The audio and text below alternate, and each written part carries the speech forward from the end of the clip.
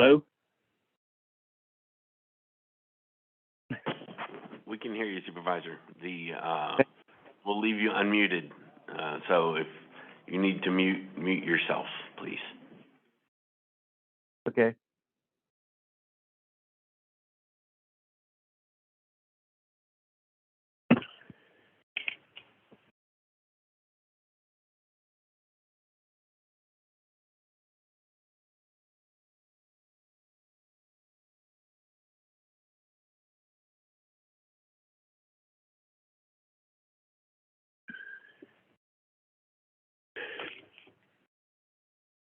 If you just bear with us for just a minute, there's going to be a short meeting today. If we do this, if we don't let them set up, we'll probably miss about half of it.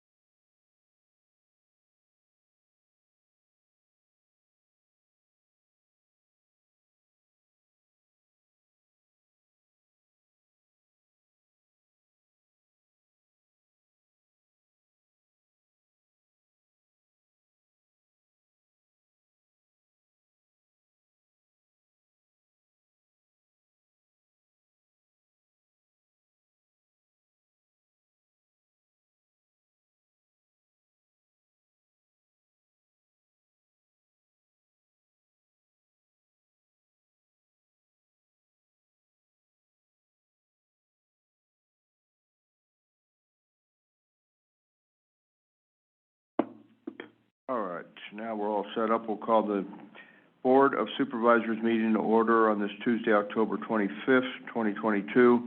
The board has met in closed session. Item 1, conference with labor negotiators, no report. Item 2, conference with county council, existing litigation report from staff. Item 2B, Karen Gray versus County of Amador, direction of staff. Item 3, initiation of litigation, anticipated litigation, direction of staff. And item 4A, the confidential minutes were approved by the board. With that, can you all stand and join me in the pledge? I pledge allegiance to the flag of the United States of America and to the republic for which it stands, nation under God, indivisible, with liberty and justice for all. Thank you. We will go to public matters not on the agenda, discussion items only, no action to be taken. Any person may address the board at this time upon any subject within the jurisdiction of the Amador County Board of Supervisors. However, any matter that requires action may be referred to staff and/or committee for report and recommendation for possible action at a subsequent board meeting. There is a 3-minute time limit. And Michael Curitan, I asked you to come from the hospital. I know you have to get back to work, so I'd like you to address us first. Good morning. Good morning. Hold on just a second. I don't think we're on yet. Okay, go ahead, Michael. We're good. All right. Good morning, supervisors and all. I've come to just give an update on the family medicine residency program that we have here in Amador County. We are excited to have 2 residents in our county. Can you identify yourself? Yes, I'm so sorry. Yes, Chief Administrative Officer at Sutter Medical Center, Sutter Amador Hospital. I had a meeting with Sacramento today. Wanted to give an update about our family medicine residency program that we have here in Amador County. We have started a family practice residency program where we have 2 residents every year. So starting this year, we had 2. Next year, we will have 4 as it's a 2-year track. I will say that the 2 that we have, Dr. Ganta and Dr. Macias, are wonderful. They have been doing rotations both at the hospital and within the county. So in the hospital, they have been through the emergency department, radiology, general surgery, orthopedics, podiatry. In the community, they have met with individuals such as First 5, Nina Machado, to be able to understand the needs of our community. It is our hope that with this family medicine residency program that we will be able to keep these individuals and have them practice post-residency. We're excited for that. 2 more will be coming next year. One of them is actually from Calaveras County. We're excited and hopeful that that individual will stay. Currently, I have been given information that they are in the 2nd week of interview season for our upcoming 3rd cohort of residents, which will then come in 2025. I know that many individuals are currently wondering about whether these residents will be able to see new patients. Currently, there is a backlog of existing patients with the Sutter Medical Foundation. These residents are currently helping that need. There is a opportunity for 2 physicians that there is currently openings for, and they are looking for candidates to bring new physicians to Amador County. Once those positions are filled, those residents will hopefully be able to take on new patients. Great program. Try and get more doctors in the county. Perfect. I had a question. Please. Like the physicians, the doctors, how are they paid? Is it like a salary, or are they paid are they supposed to see so many patients an hour? How's that work? Is this the residents or existing physicians that you're referring to? How about maybe both? Okay, so existing physicians, that is, the payment is dependent upon the medical group in which they are. So Federal Medical Foundation oversees the payment of those physicians. Often it is a salary modeled. I am not sure, as I am not part of the medical foundation. I'm part of the acute hospital, but I do believe that they pay them on a salary. Now, residents, on the other hand, they are paid stipend. However, the program itself is funded through the government, a portion, and the other is funded by the organization through Sutter Health to ensure that the government helps subsidize the program to ensure that we have a pipeline of upcoming physicians. Is there any type of quota or suggested number they should see per hour? Generally not. They do track their what's called RVUs, but that is dependent upon the group. I'd heard sometimes they got 15 minutes per patient. So honestly, it really depends on the availability of the physicians. Right now, the need in Amador County would recognize is really high, and so the ability for these physicians to meet, I would imagine, granted, again, I'm speaking on behalf of the foundation coming from the hospital, but just due to the need, it would not be surprise me that they are limited about the time that they can spend, just ensuring that they can see the most amount of patients. Yeah, well, thank you. Yeah, thank you. Supervisor Crew he brought up a point the other day that about housing for doctors. Is that an issue at all, that new doctors coming in finding affordable housing, or residents specifically And, I think you said, I know where where the hospital could put some housing, right on that big lot behind the hospital. Absolutely. ER. Yeah, no, so housing is an issue, as we know, housing is an issue in general in Amador County, and as the county continues to expand, availability is sometimes difficult, in particular for new physicians. So with these new residents, for instance, one was able to find a place to rent, the other one is currently renting in Folsom. And we are trying to find opportunities to bring them in the community, because we believe that when they're introduced to the community and a part of the community, the likelihood in which they will stay will significantly increase. And so we are currently working with our philanthropic foundation and working with a medical foundation to see what opportunities exist, and we will explore all options, including property that we own. We've had multiple members within the community reach out to us at various times offering places to rent. Sometimes it's a matter of finding the right time when somebody is looking versus availability, because oftentimes individuals aren't able to hold a property for renting for, a certain amount of months before we actually need to use it. Supervisor Axe, any questions? Not at this time, thank you. Okay. All right, Michael, well, thank you very much for being here today. For the update. Thank you, appreciate it. All right. And any other public comment today? Morning, Lois. I'm gonna get my stopwatch going, so. Sure, Hart. I'm always pretty judicious on the time, so. Well, I just want to Can you identify yourself? I'm Lois McDonald, Thank you. Jackson, California. New California has been about 5 years now working to be able to get a new state. And the reason for the new state is to be able to reestablish the principles of the U.S. Constitution. The California Constitution has been changed over 900 times, and it is no longer a document that suits the people. And so for 195 weeks, every week, New California published a new grievance against the governor and the California. We did this for 195 weeks. When that was finished, we took a little hiatus, and then we started to do declarations of truth because new issues were coming up. So there are 10 of them. Today I will read the 5th, and you will read the 6th. We'll just briefly tell you what they are. So the 5th one is that we, the people of the state of California, have a 5th declaration of truth. And this one is about racketeering. The evidence is now clear that patterns and acts of racketeering, influence, and corruption by organizations and governmental agencies are on display daily against we the people, not only on the federal level, but on the state and local level, as well as from city council, county boards of supervisors, school boards, which have become hotbeds of open, seditious racketeering against all of their constituents and the U.S. Constitution. I will leave this for you to read. And we want you to understand that the United States Constitution is the government for we the people. We the people are the government.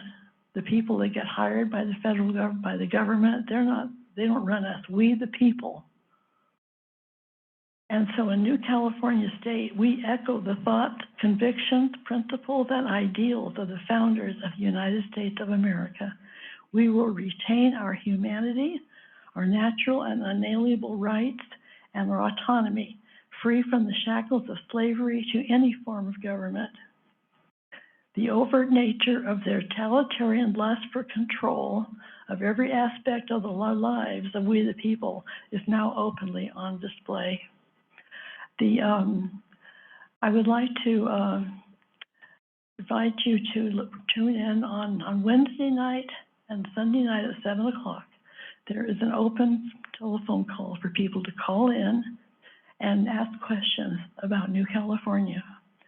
And if you would, I can give you that phone number. I think I gave it to you a couple weeks ago. But with this phone, with you call in, there is a man named Chris Street, who is our vice president and the treasurer, who's started 5 years ago that he watches the economy of California. And 5 years ago, he said that California would be economically bankrupt in 2021. We would have been, except for the $7 billion infusion by the federal government because of COVID. So now we are about $40 billion in debt, and we are actually bankrupt as a state. And so if you want to tune in these calls, you can hear from Chris Street every Wednesday and Sunday night. He gives you an update on how You to wrap it up, the money is, the financial state of California. Thank you. Thank you. Dr. Custer?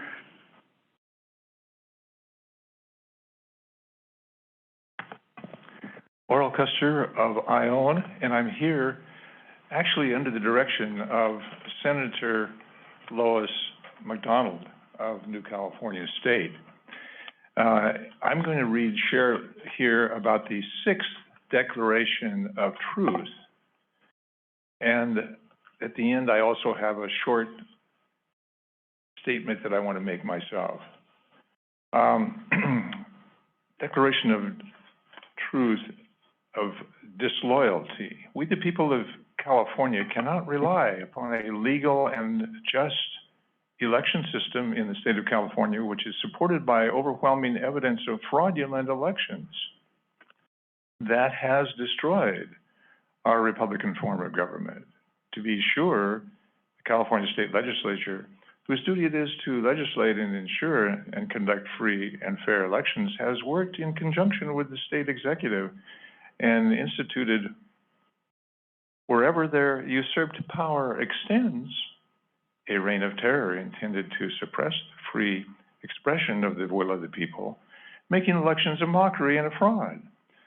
The evidence of disloyalty to the United States Constitution is obvious.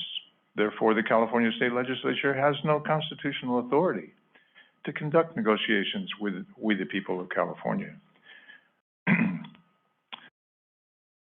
Thus, the California Legislature, Executive, and Judiciary have been committing acts of insurrection and secession against the United States Constitution and all of the states in the Union of States and all United States citizens. Therefore, those previously fraudulently elected to the disloyal California Legislature, Assembly, and Senate under the California State Constitution of 1879, and all subsequent amendments and propositions are deemed disqualified from office, effective September 9, 2022, consistent with the We the People of California default notification issued September 9. Those disloyal and elected and appointed to the executive branch and judiciary are deemed disqualified from the office effective September 9, 2022. Today, California is in a state of free fall at all levels. This free fall has been orchestrated over the last 170 years by socialists and communists, and we're now nearing the end of their socialist economic communist plan that clearly demonstrates a design to reduce United States citizens living in California under absolute despotism. You're right at 3 minutes right now, Dr. Custer, so I need you to wrap it up, please. I would like to share, I have about 1/2 minute here. Here today, not just because of the pompous governor in the State House. I support the cause of New California 1000%, but especially I'm here because of the leadership of New California Senator Lois McDonald. She and her late husband are such a wonderful example for the community service in Amador County over the last 20 years. Lois is always a great leader. We might consider the notable restaurant that is privileged to have her popular name.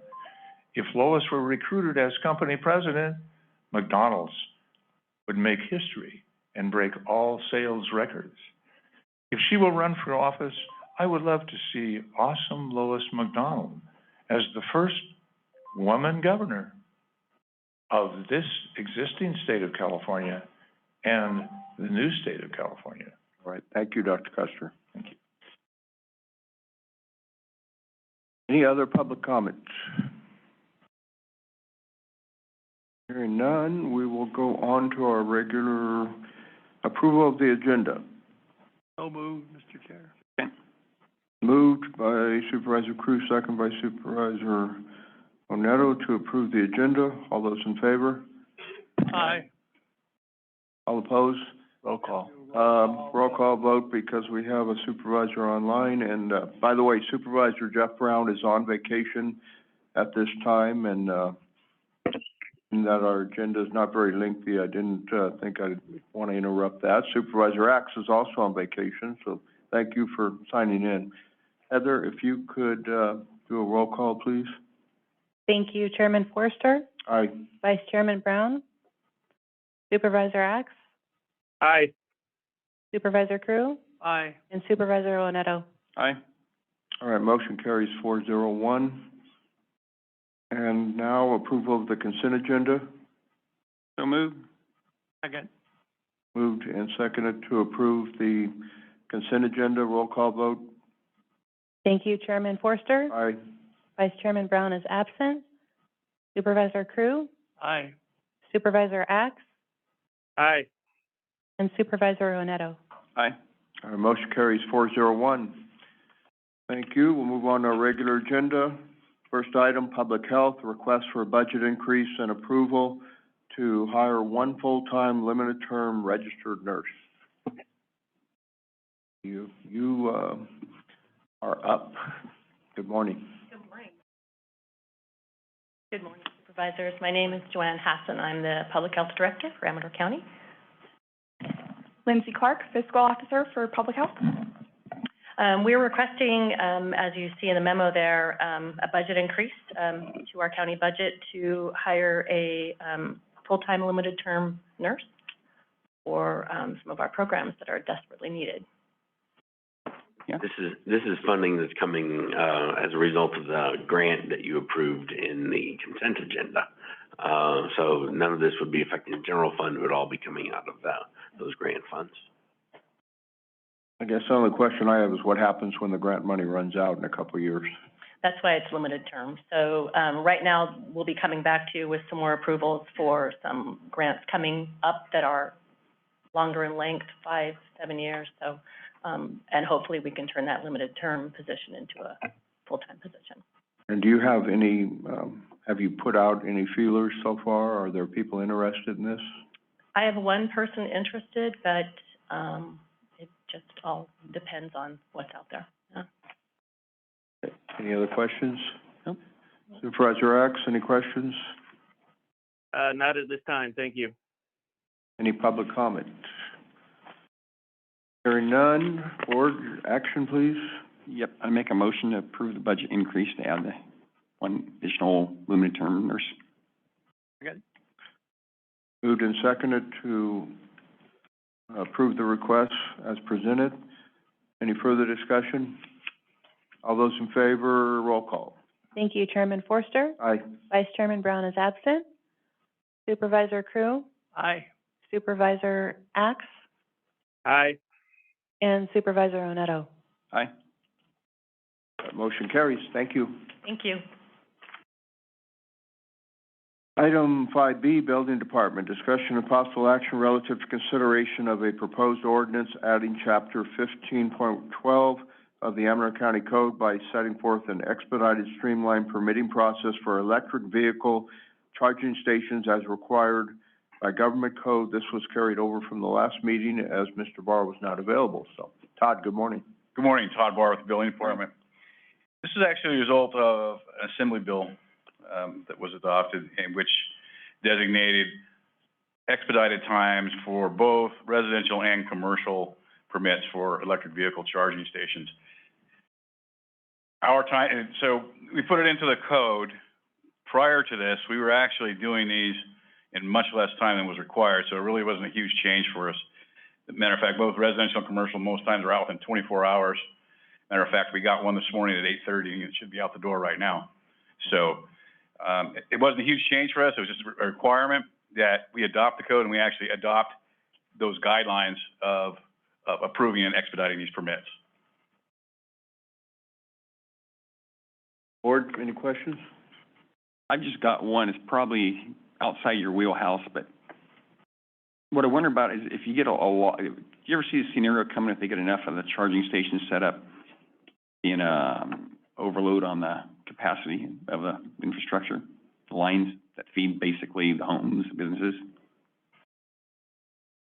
You're right, it's probably out of my wheelhouse a little bit. As far as the local power supply, as in the boxes and the feeds there, that's something that's reviewed when we look at the plans.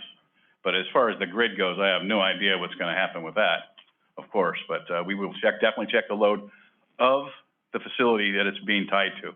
Okay. Okay? Well, thank you. All right. Hey, no plans to get an electric vehicle at this time. If I ever get one, though, I do have a generator backup so that if our power's shut off, at least the generator will keep it charging. So, any further questions from the board? Any public comment? All right, I need a motion, board. Okay, I'd make a motion to waive the first reading of the proposed ordinance and calendar the item for adoption on consent at the November 8th, 2022 meeting. And I'll second that. You want to yield to Supervisor Axe so he's on the record someplace? Sure. Okay.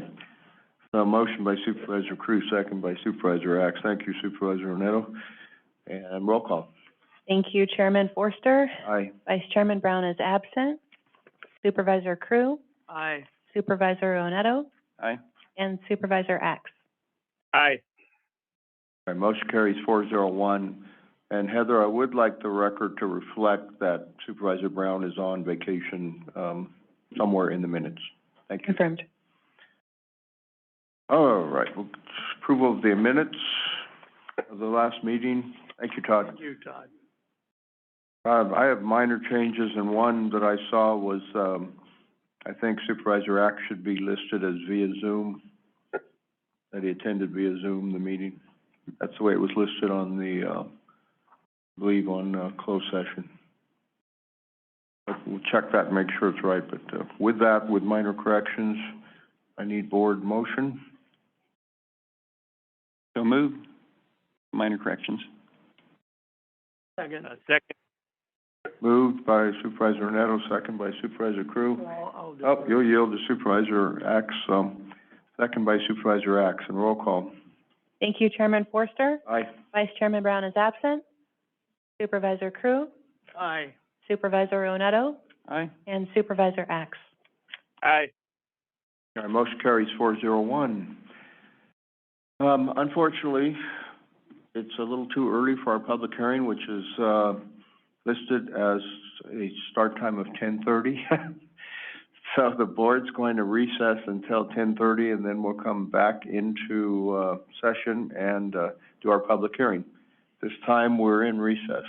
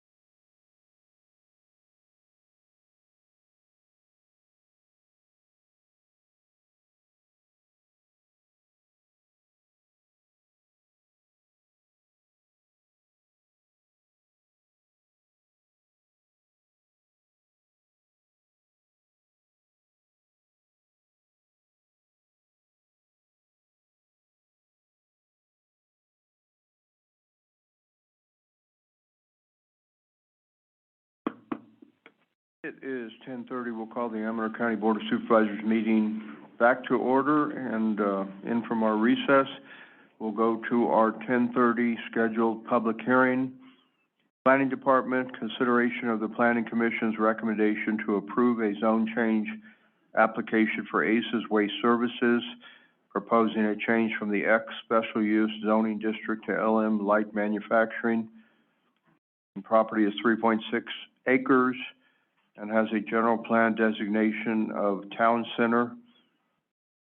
And, with that, we'll take a staff report. So, good morning, Krista.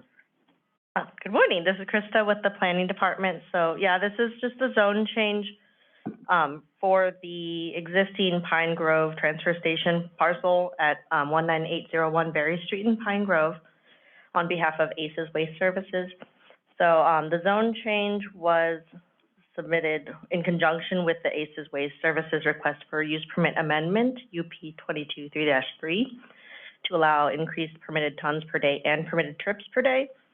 So that would be, the changes proposed are increased permitted tons per day from 99 tons per day to 150, and then increased permitted daily traffic from 125 incoming vehicles and 5 to 10 outgoing hauling vehicles to 170 incoming vehicles and 15 outgoing hauling vehicles. So the zone change is requested because the current zoning of X Special Use District is not compatible with the general plan land use designation of TC Town Center. So this would just resolve that zoning inconsistency with the general plan.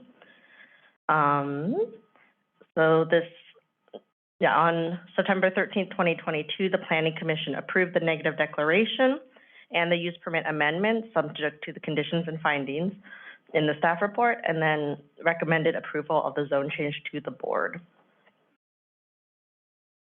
There are a lot of letters in here from Caltrans, and I don't know why, because all of them say that they have no comment. Yeah, they submitted multiple ones, I think, at different checkpoints in the project application, so we just include all of them. Yeah, it's just a lot of resources being used for no comment. There was one from the, Krista, there was one from our county Public Works Department that, and I'm trying to find it in my pack, here it is, okay.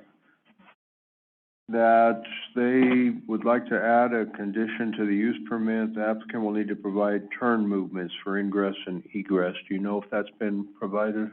So I know that was incorporated in one of the conditions of approval for the use permit amendment, so that would be required, just that they work with Public Works. I know that there was also talk of coordinating with them because of the whole Pine Grove improvement project, so I think that's also incorporated into the condition, just that they coordinate to make sure everything is covered.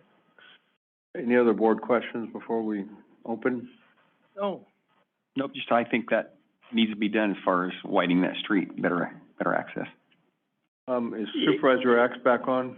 Okay, Supervisor Axe, any questions?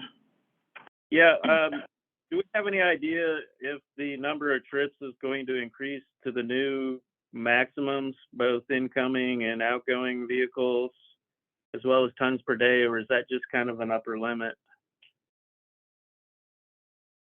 So they're proposing the upper limit, and from what I understand, I mean, the applicant is present too. They are meeting their limit consistently, so this would be increasing the overall traffic and, I guess, averages that they. And that's one of the statements by the applicant, that they'd have to end up closing the facility early because of the tonnage capacity limits. Okay. Okay. So, and then there's going to be a planned widening of, I guess, Berry Street down by the Highway 88 axis. From what I understand, I mean, this probably would be a better question for Public Works. So Berry Street is county maintained, so whatever the proposed changes, I think that they do require, I guess, improvements to the existing encroachment and the existing road. And I think the way the condition is written is that the applicant would be responsible for any of those improvements along Berry Street. And the Public Works Department said it was either they do one or the other, that the road would have to be widened if they did not take the, recommended action.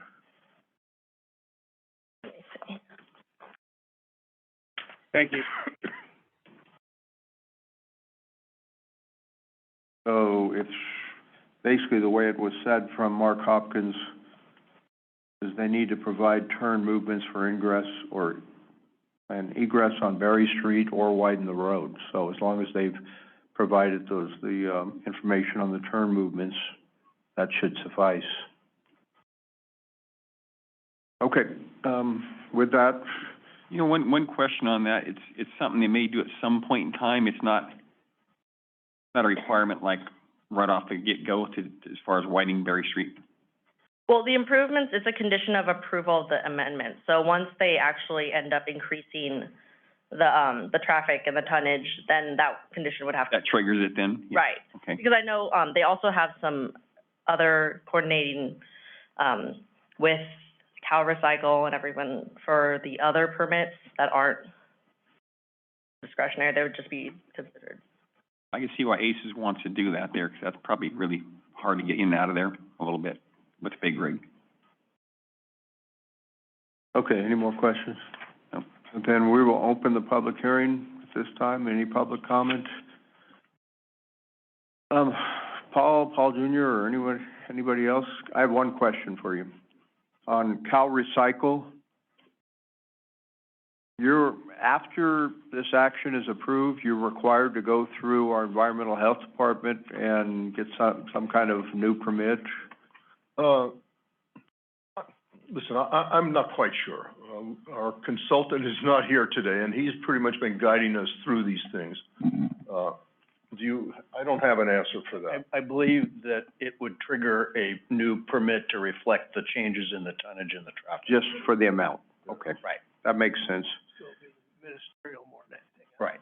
Yeah, it says since they've yielded to Amador County Environmental Health, that Amador County is responsible for providing regulatory oversight of solid waste handling activities, including inspections. And I think somewhere in here it did reflect the new permit for the tonnage. Right. So, okay, thank you. Thank you.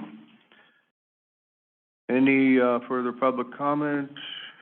Hearing none. Board members? We need a motion first to close the public hearing. Do we have any Zoom? Not at this time. Thank you. I'll make a motion to close the public hearing. Second. Moved and seconded to close the public hearing. Roll call vote. Thank you. Chairman Forster? Aye. Vice Chairman Brown is absent. Supervisor Crew? Aye. Supervisor Onetto? Aye. And Supervisor Axe? Aye. All right, motion carries 4-0-1. Now, for approval of the action. Mr. Chair, I'll make a motion Go ahead. to approve the recommendations 1 through 3. Second. With the findings? Yeah, I believe that's 3, but yeah. That's number 3. Adopt the findings as 3. Yep. Okay, and Yes. second's okay with that? So, moved by Supervisor Axe, second by Supervisor Crew. Any further discussion? All those in favor? Roll call.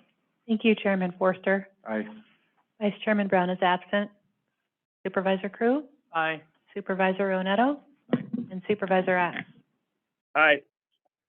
All right, motion carries 4-0-1, and that completes our meeting for today.